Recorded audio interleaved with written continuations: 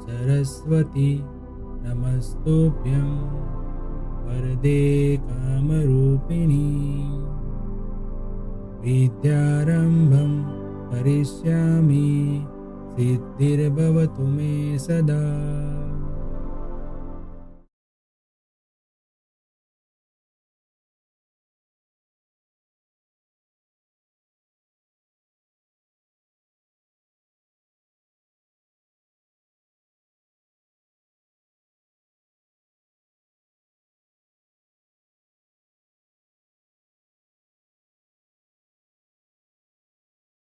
Hello everyone, welcome to Mantra e learning.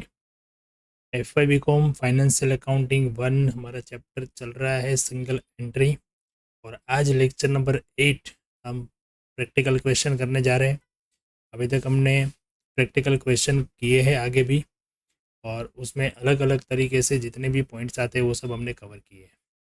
ठीक है friends, तो चलिए आज भी हम एक और प्रैक्टिकल क्वेश्चन से आज का लेक्चर हम स्टार्ट करते हैं। तो आज का लेक्चर का हमारा जो प्रैक्टिकल क्वेश्चन है वो है क्वेश्चन नंबर 21।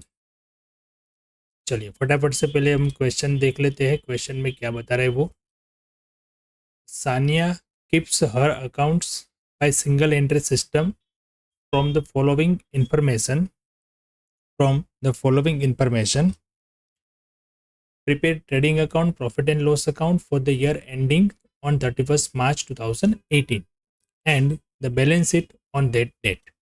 सो हमें यहाँ पे पूछा गया है सानिया सानिया जो है उसके अकाउंट जो है वो सिंगल एंट्री थ्रू रख रहे हैं, और उसका हमें trading account, profit and loss account prepare करना है, बैलेंस शीट भी बनानी। मतलब सिंगल एंट्री से जो उन्होंने अकाउंट रखे हैं उसको हमें कन्वर्ट करना है डबल एंट्री में। ओके, क्या क्या डिटेल्स हमें यहाँ पे प्रोवाइड की है तो देखते हैं। 1 अप्रैल 17 का बैलेंस दिया है और 31 मार्च 18 का बैलेंस दिया है, जिसमें प्रोवाइड किया है cash, bank, furniture, creditors, outstanding expense, stock, debtors and loose tools. उसके बाद दिया हुआ है यहाँ पे during the year cash received from the debtors, check received from the debtors, discount allowed, bad debts, cash paid to creditors, creditors paid by check, discount received, expenses paid by cash, expenses paid by check, cash withdrawal personal, withdrawn by check personal, cash deposit in banks, withdrawn from banks, cash balance on 31st March 18, and cash purchases and cash sales. Goods sold by cash or cash and credit also. During July 2010, some of the furniture was sold by cash. यहाँ पे date जो है वो थोड़ी मतलब ये जुलाई 10 लिखा हुआ है, वो जुलाई 17 है। बराबर, थोड़ा यहाँ पे क्वेश्चन में ये आपको ध्यान रखना है। क्वेश्चन में थोड़ी एरर है, यहाँ पे प्रिंटिंग मिस्टेक है। वो ये 10 नहीं है, ये है 2017। ठीक है, ये सारे अभी मैंने ट्रांजेक्शन जो पढ़े, तो इससे हम क्या होता है कि पहले क्वेश्चन हम जब पढ़ ले तो हमें पता चल रहा है कि कितने अकाउंट्स बनाने हैं और क्या क्या हमें यहाँ पे जो है वो स्टेप बाय स्टेप अकाउंट्स लेने हैं।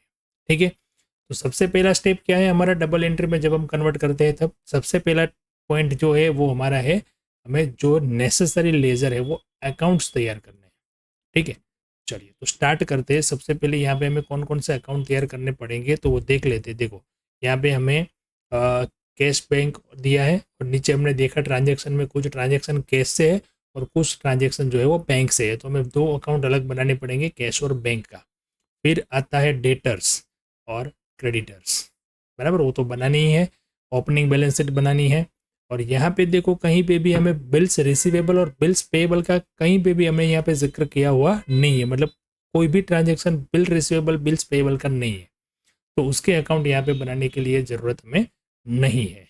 ठीक है, तो ये ध्यान में रखना है, ये हमें पता चलता है पहले जब हम पढ़ रहे थे। तो चलिए सबसे पहले स्टार्ट करेंगे हम।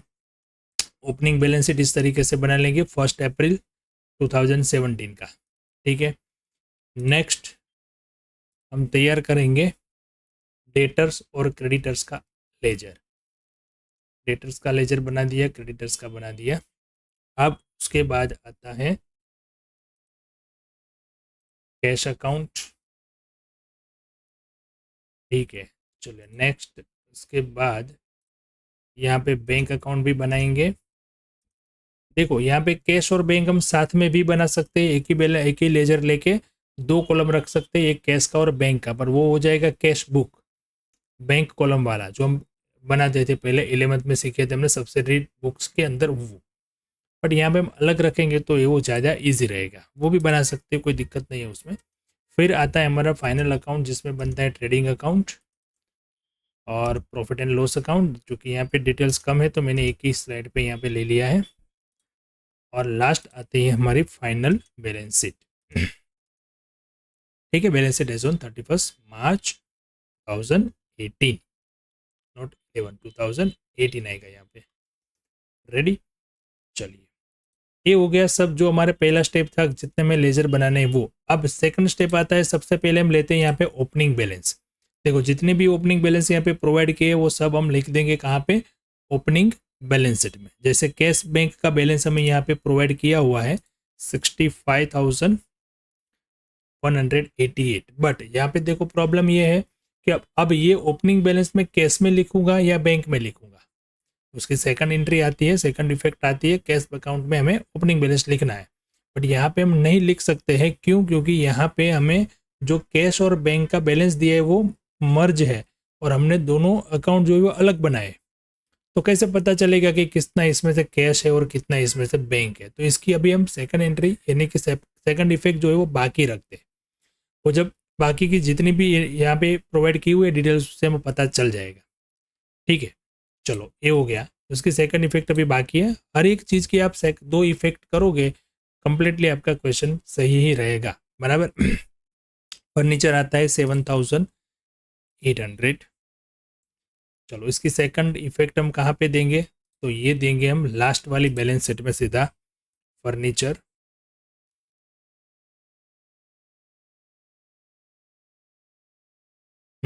अब ये यहाँ पे ये मैंने मिस्टेक हो गई है, ये आपको नहीं लेना है ध्यान में।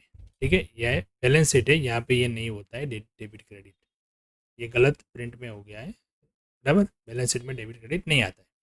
चलो ये फर्नीचर का हमने दूसरा इफेक्ट दे दिया। उसके बाद क्या आता है, क्रेडिटर्स 6,500, 6,500 क्रेडिटर्स, तो ये क्रेडिट साइड आएगा और क्रेडिटर्स का अकाउंट हमने बनाया वहाँ पे हो जाएगा ओपनिंग बैलेंस में।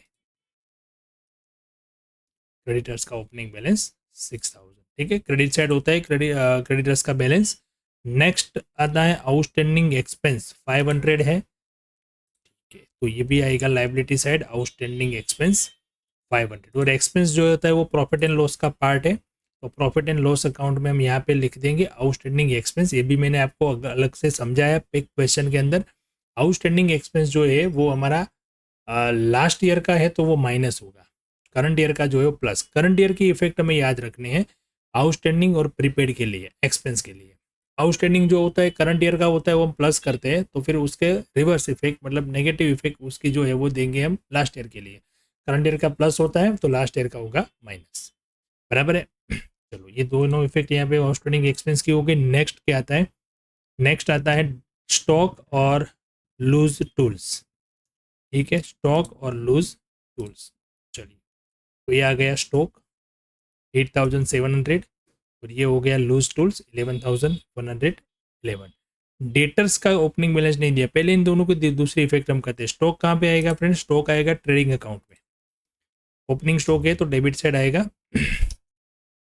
Opening stock 87,000। और दूसरा क्या था, लूज टूल्स, वो आएगा हमारा बैलेंस शीट में।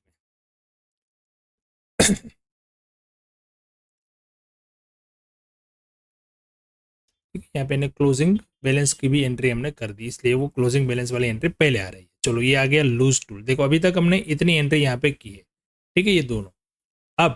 अब आते हैं सेम जितने भी क्लोजिंग बैलेंस थे वो, बराबर। तो क्लोजिंग बैलेंस ये था, तो क्लोजिंग बैलेंस आएगा क्लोजिंग बैलेंस शीट में। सेम याद रखना, यहाँ पे भी देखो ये क्लोजिंग लिख लिया पर उसमें से कैश कितना बैंक कितना वो पता नहीं है, तो इसकी भी दूसरी इफेक्ट जो है हम बाकी रखते हैं क्योंकि उसके अकाउंट हमने अलग से बनाए तब पता चलेगा। नेक्स्ट आता है फिर फर्नीचर का 6,800 है, तो फर्नीचर के लिए जो भी हमें यहाँ पे डिटेल प्रोवाइड की होगी उस हिसाब से फर्नीचर का यहाँ पे हम डिटेल लेंगे क्लोजिंग बैलेंस में, बराबर है। तो उसको अभी बाकी रखते हैं, क्योंकि डेप्रिसिएशन वगैरह कुछ डिटेल प्रोवाइड किया होता ना, फर्नीचर का कुछ सेलिंग था। नहीं है यहाँ पे डेप्रिसिएशन की कोई डिटेल नहीं है। चलिए, तो उसका भी हम इफेक्ट यहाँ पे कर सकते हैं, जैसे ओके, फर्नीचर का ये बाकी रहता है opening balance, closing balance. Creditors, creditors का 9400, तो क्रेडिटर्स यहाँ पे देखो आ गए 9400, और क्रेडिटर्स का दूसरा इफेक्ट जाएगा क्रेडिटर्स के अकाउंट, डेटर्स का और क्रेडिटर्स का। देखो ये आ गया क्लोजिंग बैलेंस यहाँ पे, ये आ गया क्लोजिंग बैलेंस यहाँ पे। दोनों लिख लिए हमने, डेटर्स और क्रेडिटर्स। डन। लास्ट में आता है स्टॉक। स्टॉक ये क्लोजिंग स्टॉक है, तो इधर आएगा क्लोजिंग बैलेंस शीट में, और दूसरा आएगा वो हमारा प्रॉफिट एंड लॉस अकाउंट में, क्लोजिंग स्टॉक 10,500। रेडी। नेक्स्ट क्या था, आउटस्टैंडिंग एक्सपेंस था 800, तो आउटस्टैंडिंग एक्सपेंस का हम इफेक्ट देते हैं बैलेंस शीट में। जो ये करंट ईयर का है, तो ये आएगा लाइबिलिटी साइड, और प्रॉफिट एंड लॉस अकाउंट में वो एक्सपेंस में हो जाएगा प्लस। देखो ये ओपनिंग लास्ट ईयर का था, वो माइनस कर दिया, ये प्लस कर दिया। तो ये बैलेंसेस के हमने दो दो इफेक्ट पहले सबसे पहले कर दी। ओपनिंग वाली जो थी वो ओपनिंग बैलेंस शीट में और रिलेवेंट अकाउंट्स में, क्लोजिंग वाला था वो क्लोजिंग बैलेंस शीट में और रिलेवेंट अकाउंट में, दो दो इफेक्ट आएगी। अब ड्यूरिंग द ईयर जो ट्रांजेक्शन हुए है वो, उसकी भी दो इफेक्ट हमें दिखानी है यहाँ पे। तो देखो सबसे पहले का ट्रांजेक्शन जो है वो है कैश रिसीव फ्रॉम डेटर्स। चलिए उसकी इफेक्ट कैसे आती है वो करते हैं। कैश रिसीव्ड है तो कैश अकाउंट में आएगा, बराबर है। कैश रिसीव्ड फ्रॉम डेटर्स यानी कि यहाँ पे डेबिट साइड आएगा टू डेटर्स, और फिर डेटर्स का ये आ गया, और डेटर्स अकाउंट में हो जाएगा ये credit side, cash account 20,000। Okay, चलो नेक्स्ट। नेक्स्ट आता है check received from debtors. Okay, check received from debtors तो वो जाएगा बैंक अकाउंट में, बराबर। यहाँ पे भी लिखेंगे हम डेटर्स अकाउंट, चेक मिला है तो बैंक के अंदर लिखते हैं, और डेटर्स के अकाउंट में तो सेम आएगा, बट वहाँ पे क्या लिखेंगे हम, बैंक अकाउंट 43,200। ठीक है, देखो ये हो गया कैश और ये हो गया बैंक। ओके, नेक्स्ट दो एंट्री हमारी ये हो गई। उसके बाद का ट्रांजेक्शन है डिस्काउंट अलाउड और बेड डेप्स, तो ये भी डेटर्स के अकाउंट्स का ही पार्ट है, तो वो जो हो जाएगा क्रेडिट, डिस्काउंट और बेड डेप्स, और ये दोनों जो है उसकी दूसरी इफेक्ट जाएगी प्रॉफिट एंड लॉस अकाउंट में डेबिट साइड। ये दोनों एक्सपेंस है, डिस्काउंट और बेड डेप्स। चलिए आगे का ट्रांजेक्शन देखते हैं। केस पेड टू क्रेडिटर्स और क्रेडिटर्स पेड बाय चेक, बराबर। तो दो इफेक्ट पहले इफेक्ट हम देते हैं कैश अकाउंट में, वो जाएगा क्रेडिट साइड, क्रेडिटर्स के अकाउंट में 6,300, और दूसरा जो एंट्री है वो बैंक का है, तो बैंक अकाउंट में क्रेडिटर्स अकाउंट यहाँ पे क्रेडिट साइड लिखेंगे 53,400, और ये दोनों इफेक्ट क्रेडिटर्स के अकाउंट्स में डेबिट साइड रहेगी, कैश अकाउंट और दूसरा बैंक अकाउंट। जितना हमने बैंक से पे किया उसका बैंक अकाउंट, कैश से पे किया उसका कैश अकाउंट, बराबर। और दूसरी इफेक्ट हो जाएगी इस तरीके से, मतलब क्रॉस एंट्री आपको दोनों जगह पे करती जानी है। इससे इसमें जितना ज़्यादा आपको जनरल एंट्री पे कमांड होगा ना, वो उसका आपको जितना इतना ईजी रहेगा। जैसे मान लो इसकी एंट्री में बोलो तो क्या होगी, मान लो कि क्रेडिटर्स को हमने कैश से पेमेंट किया, तो उसकी जनरल एंट्री क्या होगी, creditors account debit to cash. अब इसका पोस्टिंग करो तो क्रेडिटर्स के अकाउंट्स में डेबिट साइड क्या लिखेंगे, कैश, और कैश के अकाउंट में क्रेडिट साइड क्या लिखेंगे, क्रेडिटर्स। बस यही कंसेप्ट है बेसिक जो है वो। ठीक है, चलिए नेक्स्ट क्या आता है, डिस्काउंट रिसीव्ड, तो ये भी क्रेडिटर्स के अकाउंट में डेबिट होगा, और दूसरी इफेक्ट जाएगी हमारी प्रॉफिट एंड लॉस अकाउंट में। तो पहला लिख लेते हैं क्रेडिटर्स के अकाउंट में, यहाँ पे लिख दिया मैंने डिस्काउंट, और सेकंड इफेक्ट देता हूँ मैं यहाँ पे प्रॉफिट एंड लॉस अकाउंट में, डिस्काउंट रिसीव्ड है तो ये हो जाएगा क्रेडिट साइड। चलिए डेटर्स क्रेडिटर्स के सारे ट्रांजेक्शन हो गए। अब आता है expenses paid by cash and expenses paid by cheque. Okay, चलो तो मैं पहले एक्सपेंस लिख दूं। एक्सपेंस 6,900। अब यहाँ पे दोनों मैंने टोटल कर दिया, 3,400 कैश था और 3,500 कुछ था बैंक, अब यहाँ पे तो 6,900 आएगा, बट मैं कैश में जाऊँगा तो कैश में क्रेडिट होगा यहाँ पे बाय एक्सपेंस 3,400 और बैंक के अकाउंट में जाएगा कैश एक्सपेंस अकाउंट 3,500। ठीक है, चलो दोनों एंट्री हो गई। Next, cash withdrawals personal. अब ये ध्यान रखो, कैश विड्रोल फॉर पर्सनल मतलब ये ड्रॉइंग है।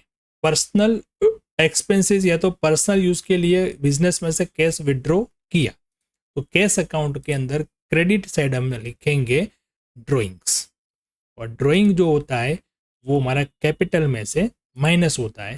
तो बैलेंस शीट में हम जाएंगे और यहाँ पे ड्रॉइंग लिख देंगे। देखो यहाँ पे लिखा हुआ है ऑलरेडी, पहले आ गया था मतलब इसलिए ड्रॉइंग 1500। क्लियर है। नेक्स्ट, कैश विड्रॉल हो गया। नेक्स्ट क्या आता है, विड्रॉन बाय चेक। अब बैंक से निकला है पैसा, वो भी किस लिए, पर्सनल के लिए, तो ये भी ड्रॉइंग हो गया। तो इसकी एक इफेक्ट हम करेंगे बैंक अकाउंट में बाय ड्रॉइंग्स, और सेम हम क्रेडिट कैपिटल में से वो माइनस करेंगे। यानी कि मैंने यहाँ पे ऐड किया है, ड्रॉइंग्स के अंदर ऐड किया है 4,200, तो ये कैश का ड्रॉइंग है और ये है बैंक का। चल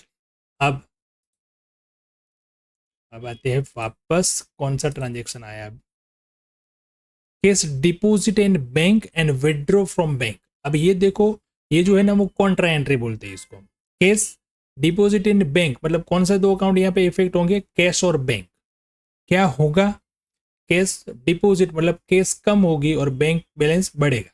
तो कैश अकाउंट में हम लिखेंगे क्रेडिट साइड, क्योंकि कैश जा रहा है तो कैश में लिखेंगे यहाँ पे क्रेडिट साइड। क्या लिखेंगे, बैंक अकाउंट 15,500, और सेम एंट्री जाएगी दूसरी बैंक अकाउंट में, वहां पे आएगा डेबिट साइड कैश अकाउंट 15,500।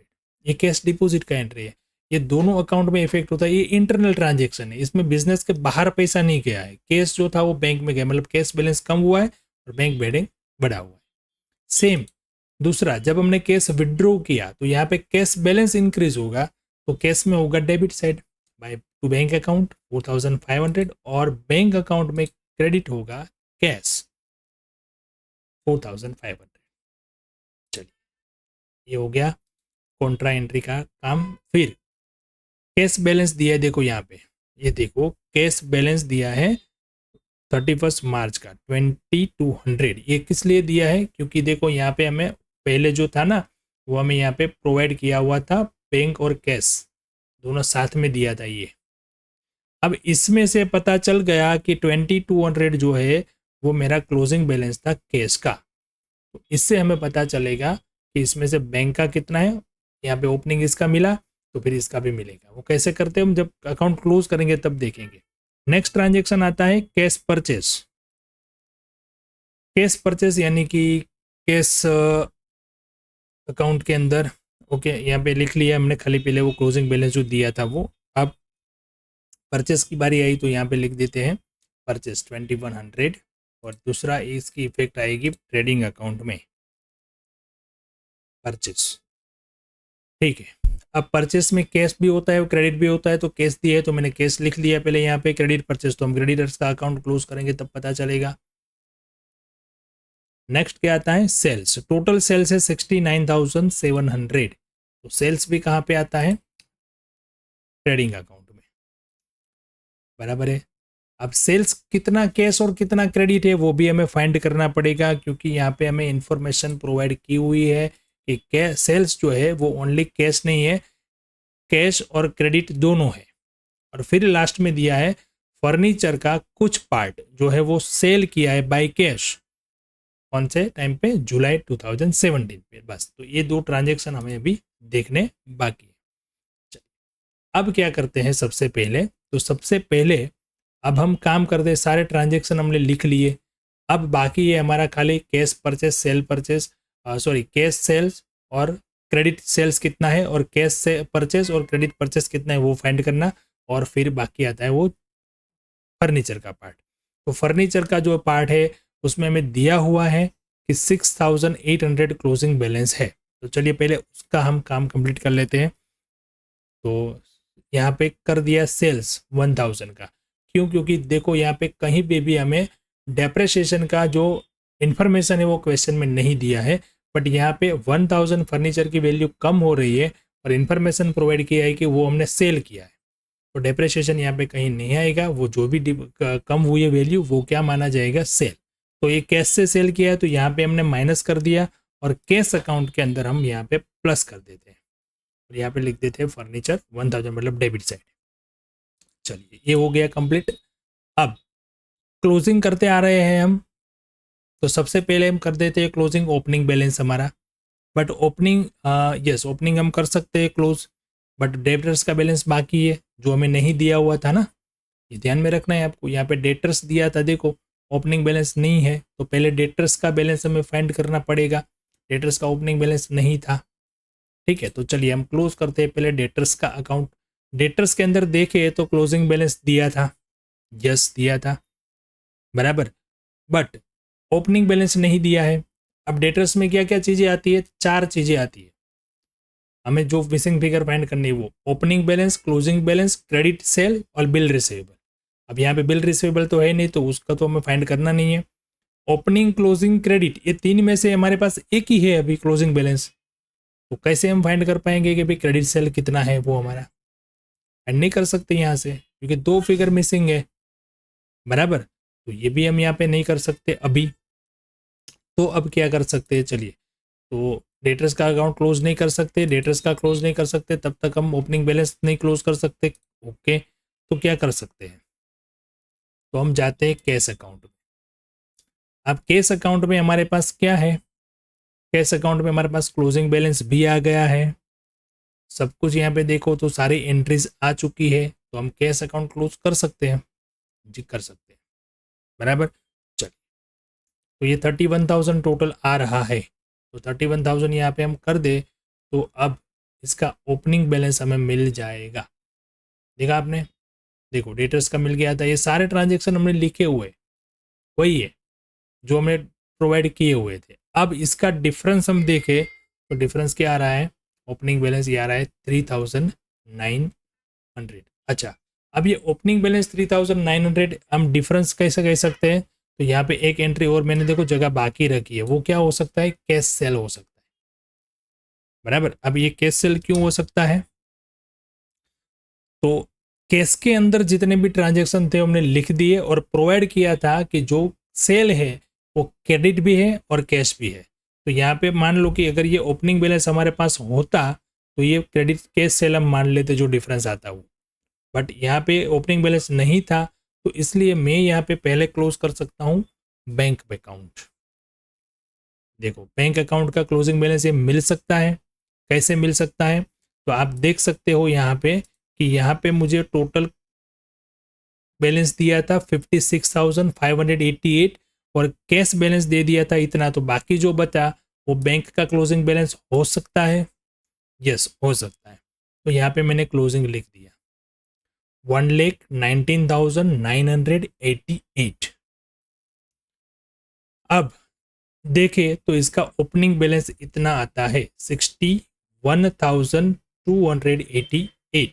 अब कैश अकाउंट में हम जाते हैं तो कैश अकाउंट का ओपनिंग बैलेंस यहाँ से मुझे मिला, आप देख सकते हैं कि मैंने बैंक का जो मेरा क्लोज ओपनिंग बैलेंस है वो आया 61,288, बराबर। तो ये 61,288 जो बैलेंस आया, अब ओपनिंग बैलेंस जो था वो टोटल कितना था, तो ओपनिंग बैलेंस जो है वो टोटल था यहाँ पे 65,188।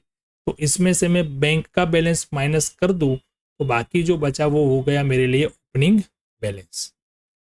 अब यहाँ पे हम देखें तो ये डिफरेंस आ रहा है और वो डिफरेंस है कैश सेल 1,300, क्योंकि इसके सिवा कोई इनकम होती ही नहीं है, बराबर। तो ये हो गया कैश सेल। अब देखो मुझे कैश सेल्स मिल गया तो इसकी दूसरी एंट्री हम जाएंगे ट्रेडिंग अकाउंट में करने के लिए कि यहाँ पे आ गया कैश सेल 1,300। अब टोटल सेल्स कितना था फ्रेंड्स, टोटल था 69,100, उसमें से ये हो गया था कैश सेल, तो बाकी जो बचा वो क्या हो गया, क्रेडिट सेल। अब ये क्रेडिट सेल जो है वो हम लिखेंगे डेटर्स के अकाउंट्स में, यहाँ पे क्रेडिट सेल। अब डेटर्स का अकाउंट क्लोज करेंगे। अब डेटर्स का अकाउंट क्लोज करेंगे तो हमें उसका मिल जाएगा ओपनिंग बैलेंस 11,900। रेडी। अब ये मिल गया 11,900, तो उसको हम लिख सकते हैं ओपनिंग बैलेंस शीट में डेटर्स 11,900। अब इसका टोटल कर सकते हैं और टोटल करने के बाद हमें मिल जाएगा ओपनिंग कैपिटल 98,199। ये लिखेंगे हम लास्ट हमारी क्लोजिंग बैलेंस शीट के अंदर। Opening capital 19,199। रेडी। चलिए अब क्या बाकी रहा, क्रेडिटर्स का अकाउंट। तो क्रेडिटर्स के अकाउंट में ओपनिंग क्लोजिंग दोनों बैलेंस थे। अब यहाँ से हम जो भी डिफरेंस फाइंड करेंगे वो क्या हो जाएगा, क्रेडिट परचेज, क्योंकि इसके अलावा उसमें कुछ है ही नहीं, बिल्स पेबल की इन्फॉर्मेशन तो है नहीं, तो ये हो गया क्रेडिट परचेज। इसको लिखेंगे हम ट्रेडिंग अकाउंट में, जैसे परचेस का पार्ट था उसमें हमने कैश लिखा था, अब यहाँ पे क्रेडिट उसमें ऐड करेंगे तो ये मिल जाएगा टोटल परचेस। तो इस तरीके से देखो हमने सबसे पहले कौन सा अकाउंट क्लोज किया, यहाँ पे बैंक, वहाँ से ओपनिंग बैलेंस फाइंड करके कैश का ओपनिंग बैलेंस फाइंड किया, फिर वहाँ पे डिफरेंस आया वो हो गया कैश सेल, कैश सेल की मदद से हमने क्रेडिट सेल्स फाइंड किया, वहाँ पे जाके हमने लिखा डेटर्स में और डेटर्स का ओपनिंग बैलेंस फाइंड किया, फिर ओपनिंग बैलेंस शीट क्लोज की और ओपनिंग बैलेंस शीट क्लोज करके opening balance sheet opening capital find की, उसके बाद क्रेडिटर्स का अकाउंट क्लोज करके परचेस फाइंड किया। यानी अभी तक जितने भी एक्स्ट्रा अकाउंट थे वो सब हो गए, तो अब जाते हैं हम ट्रेडिंग अकाउंट में। ट्रेडिंग अकाउंट को अभी हम क्लोज कर सकते हैं, 79,600 उसका बैलेंस है टोटल, तो प्रॉफिट आ गया 5,500। इसको हम ट्रांसफर करते हैं प्रॉफिट एंड लॉस अकाउंट में। अब ये आ गया टोटल 8,400 और ये डेबिट साइड का टोटल ज़्यादा है, तो यहाँ पे हो गया नेट लॉस 2,700। नो प्रॉफिट, यहाँ पे लॉस आ रहा है। इसको हम ट्रांसफर करेंगे कैपिटल अकाउंट में, यानी कि प्रॉफिट नहीं है तो ये हो गया डैश, यहाँ पे कैपिटल हो गई 98,199 और लॉस जो है वो यहाँ से माइनस होता है, तो माइनस होके कैपिटल बन गई हमारी 89,799। ये हो गया हमारा एनुअल अकाउंट कंप्लीट। टोटल आप कर सकते हैं 99,999 99,999, ये बैलेंस शीट हो गया हमारा। ठीक है फ्रेंड्स, तो इस तरीके से हम इन्हें ये सिंगल एंट्री वाला जो था उसको हमने डबल एंट्री में कन्वर्ट किया। ओके फ्रेंड्स, तो चलिए मिलते हैं नेक्स्ट लेक्चर में एक और नए प्रैक्टिकल क्वेश्चन के साथ। तब तक आपको इस क्वेश्चन का खुद से प्रैक्टिस करना है और आपको समझना है कि किस तरीके से हम मिसिंग फिगर जो है फाइंड कर सकते हैं, जो हमारी मेथड जो हमने समझी इस तरीके से। Okay friends, thank you and have a good.